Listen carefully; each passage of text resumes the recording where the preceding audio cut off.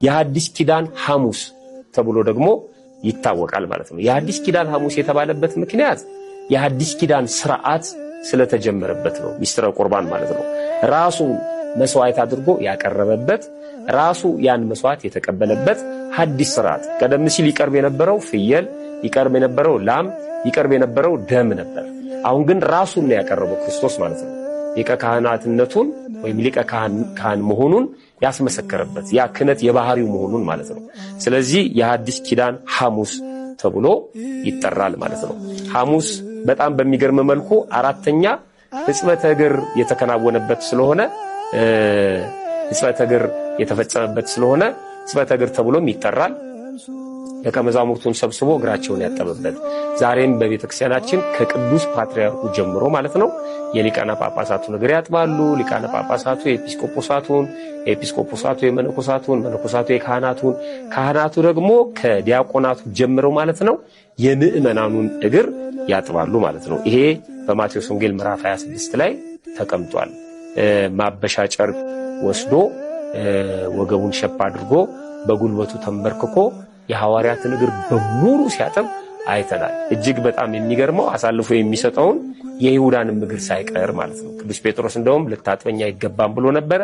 እኔ ካላጠብኩ እድል ፈንታ ጽዋ ተርታ የለህም ብሎ በተናገረው ጊዜ ግን እንዲያጥበው ፈቀደለት። የሁሉንም እግር ያጠበበት ነው።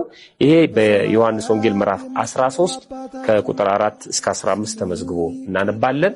የታላቅነት ስሜት የሚሰማቸው ስለነበር ማን ነው ታላቅ ከመካከላችን ማን ነው ቅርብ ይሉ ስለነበረ ታላቅ ማን እንደሆነ ራስን ዝቅ ማድረግ ታላቅነትን ማግኘት እንደሚገባ የነገራቸው። እናንተ ጌታ መምህር ትሉኛላችሁ፣ ጥሩ ነው እንዲሁ ነኝና ይሄ የባህሪ ስለሆነ፣ ነገር ግን ጌታና መምህር ሆኜ ሳለው ዝቅ ብዬ እግራችሁን ካጠብኳችሁ እናንተም እንዲሁ እርስ በርሳችሁ አድርጉ ብሎ ዝቅ ማለትን እግር ማጠብን።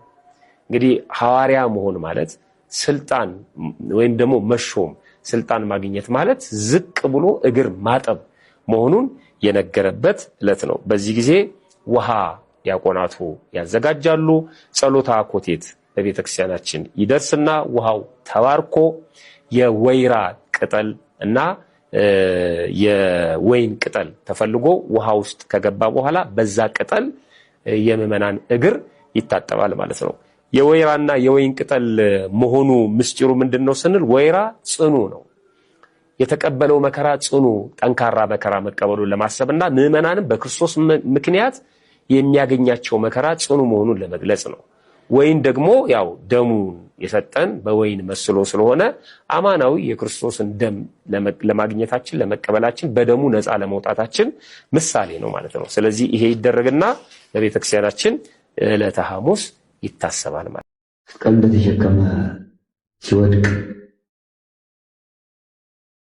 አነሱትም ነበር። ማንሳት ይቅርና እዚያው ላይ እንደወደቀ ይረግጡት ነበር በእግራቸው። በጥፊም ይመቱት ነበረ። ስክሩ ስለነበረ እንደወደቀም ሲረግጥና ሲገላታ በማየታቸው ሆድ ባሳቸው፣ አዘኑ። እሱ መከራ የሚቀበለው ሰውን ለማዳን ግን እነሱ ስላዘኑና ጥፋቸው ስለበዛ ጌታችን መድኃኒታችን ኢየሱስ ክርስቶስ መስቀሉን ተሸክሞ በሰባተኛው ምዕራፍ ወድቆ ተነስቶ ትንሽ ልፍ ብሎ እንደሄደ ጩኸታቸው በዛ።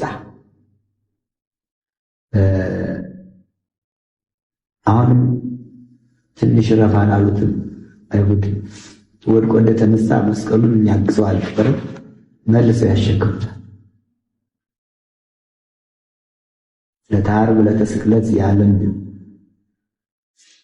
የተስፋና የመዳን ቀን ቢሆንም ለሱ ግን ለባለቤቱ ለኢየሱስ ክርስቶስ ግን የመከራ ቀን ነበርና ጩኸቱ በጣም በዛና ሲያለቅሱ ዝም አላላቸው። አዋልደ ኢየሩሳሌም ይትብከያሉ። እናንተ የኢየሩሳሌም ልጆች፣ የኢየሩሳሌም ሴቶች ቅዱሳት አንስት ለእኔ አታልቅሱልኝ፣ ዓለምን ለማዳን ስለመጣሁ ይህ መከራ ወድጄ በፈቃዴ የተቀበልኩት መከራ ብከያ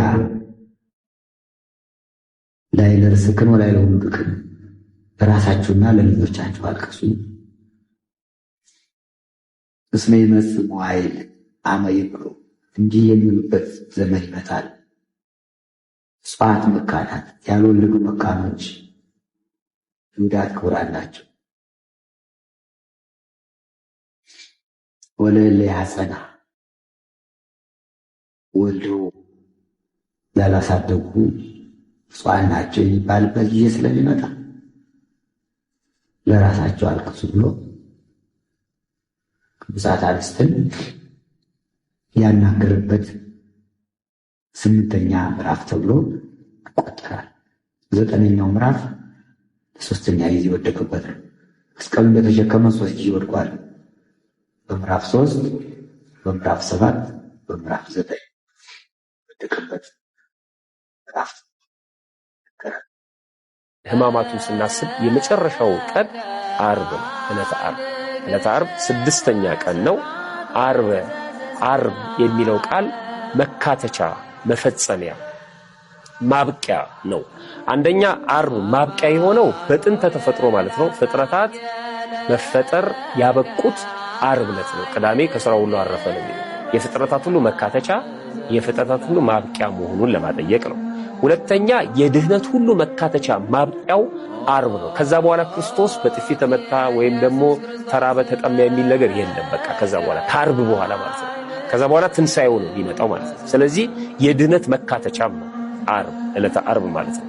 ሁለተኛ አይሁድ ቅዳሜን ለማክበር ዝግጅቱ የሚጀመረው ዓርብ ነው። በቃ የሥራ መካተቻ፣ የሰንበት መግቢያ ስለሆነ ማለት ነው። የሚገርመው ዓርብ በብሉይ ኪዳንም በአዲስ ኪዳንም ሰንበት አቅራቢያ ላይ የምትገኝ ናት ዓርብ ማለት ነው። በዚህ በሰሞነ ሕማማት ውስጥ ያለችው ዓርብ መጋቢት 27 ቀን የዋለችው ነች። ዕለተ ዓርብ ማለት ነው። የስቅለት ዕለት ናት ዓርብ ማለት ነው። የስግደት ዕለት ናት። የስቅለት ዕለት ናት። የክርስቶስ መከራው አብዝቶ የሚታሰብበት ከሌሊቱ ጀምሮ ምዕመናን ወደ ቤተክርስቲያን የሚመጡባትና በሌላው ቀን እየሰገዱ ወደ ቤታቸው ይሄዱ ነበረ። ደግሞ ሥራቸውን እየሰሩ መጥተው ይሰግዱ ነበር። በዚህ ቀን ግን ቤተክርስቲያን ውስጥ ነው የሚውሉት ማለት ነው። በኢትዮጵያ መንግስትም በካላንደር ዝግ ነው ዕለተ ዓርብ ማለት ነው፣ ስቅለት ነው። ስለዚህ ሁሉም ሰው ሥራ የለውም፣ ወደ ቤተክርስቲያን መጥቶ ሥራውን አቆሙ ማለት ነው፣ የሚከትምበት ነው። ያን ጊዜ ክርስቶስ በመስቀል ላይ ተሰቅሎ የምናይበት ማለት ነው። ዕለተ ዓርብ የመከራ ቀን ናት። በቤተክርስቲያን ገጽታዋ 2 ነው ዕለተ ዓርብ። አንደኛው የደስታ ቀን ናት፣ አንደኛው ደግሞ የሐዘን ቀን ናት። ክርስቶስን ስናስብ መከራውን ሕማሙን እናስባለን። እኛን ስናስብ ግን በሕማሙ ያገኘነውን ደስታ፣ በሞቱ ያገኘነውን ድህነት እና ሕይወት ስለምናስብ የደስታ ቀን ነፍሳት ከሲኦል የወጡባት ይሄ ዓመተ ፍዳ ዓመተ ኩነኔ በሙሉ ያበቃባት የድህነታችን በሙሉ የተፈጸመባት ዕለት ስለሆነች ማለት ነው። በሁለት ገጽ ነው የምናስባት። ግን በሰሞነ ሕማማት በቤተክርስቲያን የሚታሰበው የስቅለት ዕለት ነው። ምዕመናን በሌሊቱ ይገኛሉ። በየሰዓቱ ድርጊቱ ይከወናል። እያስነካች፣ እያስዳሰሰች፣ እያስባለችን፣ እያሰማችን ድርጊቱን እንፈጽማለን። ምስባክ ከመዝሙረ ዳዊት ተውጣቶ በዜማ ክርስቶስ የተቀበለውን መከራ እናስታውሳለን። የጠጣውን መራራ፣ የተወጋውን ጎኑን፣ የቆሰለውን ቁስሉን፣ የአይሁድን ክፋት፣ የታሰረውን እስራት፣ የተገረፈውን ግርፋት በሙሉ በዜማ እናስባለን። ከመጽሐፍ ቅዱስ ወይም ከወንጌል የተውጣጡ ምንባባት ይነበባሉ። በተለይ 3 ሰዓት፣ 6 ሰዓት፣ 9 ሰዓት ምስባኩና ወንጌሉ ይሰበካል። የማቴዎስ ወንጌል ምዕራፍ 11 ላይ ምዕራፍ 26 ላይ የተጻፈው ከዛ በፊትም ያለው ታሪክ በሙሉ በዛ በዕለተ ዓርብ በዜማ በንባብ ይደርሳል። ወይም ደግሞ ምዕመናን ይህንን እያዳመጡ ይሰግዳሉ ማለት ነው። ማታ 11 ሰዓት ከካህናት በአራቱም ማዕዘን ማለት ነው 400 ጊዜ ኪርያላይሶን እያሉ ወይም እግዚኦታ እያደረሱ ይማጸናሉ። ምዕመናንም በውጭ ሆነው ጸሎቱን ይቀበላሉ ማለት ነው። 400 እግዚኦታ ይደርሳል በአራቱም ማዕዘን በክርስቶስ ምሳሌ በስጋው ምሳሌ ማለት ነው። ያንን ይዘው ካህናቱ እግዚኦታ ያደርሳሉ። ከዛ በኋላ መጨረሻ ላይ